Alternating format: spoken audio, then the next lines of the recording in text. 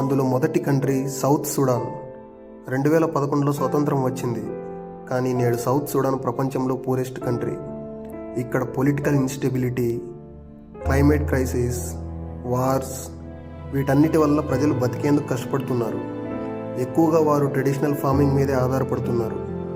Basic infrastructure కూడా చాలా తక్కువ. ఆ తర్వాతి కంట్రీ బురుండి. బురుండి ఈస్ట్ ఆఫ్రికాలో ఒక చిన్న దేశం. జీడిపి చాలా తక్కువ. Political conflicts, poverty cycle break అవ్వడం లేదు. పాపులేషన్ ర్యాపిడ్గా పెరుగుతుండడంతో రిసోర్సెస్ చాలడం లేదు. హెల్త్ కేర్, ఎడ్యుకేషన్, ఎలక్ట్రిసిటీ చాలా ప్రాంతాల్లో అందుబాటులో లేవు. ఆ తర్వాతి country central African republic. Central African రిపబ్లిక్లో గోల్డ్, ఆయిల్, డైమండ్స్ ఉన్న ప్రజలలో 80% పావర్టీ లైన్ కిందే ఉన్నారు. Reason armed conflicts, unstable governments. Natural resources ఉన్నా కూడా ప్రజలకు ఉపయోగపడట్లేదు. Next country Malawi.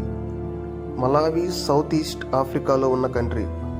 ఇక్కడ ఎకానమీ మొత్తం రెయిన్ ఫెడ్ అగ్రికల్చర్ మీదే ఆధారపడుతుంది.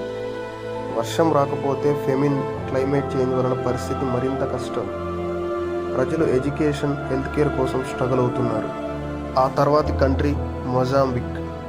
మొజాంబిక్ రిసోర్సెస్ ఉన్నా కూడా టెర్రరిజం, సివిల్ అన్రెస్ట్, సైక్లోన్స్ వలన బ్యాక్వర్డ్ అయిపోయింది.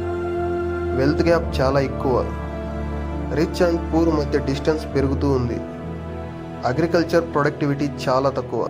Next country Somalia. Somalia civil war ఎకానమీని పూర్తిగా కొలాప్స్ చేసేసింది. వరల్డ్లో పైరసీకి పేరున్న దేశం ఇది. కంటిన్యూస్ కాన్ఫ్లిక్ట్స్ వలన ఎడ్యుకేషన్, హెల్త్, బేసిక్ ఫెసిలిటీస్ అన్నీ almost vanished. Survival itself ఒక ఛాలెంజ్ ఇక్కడ.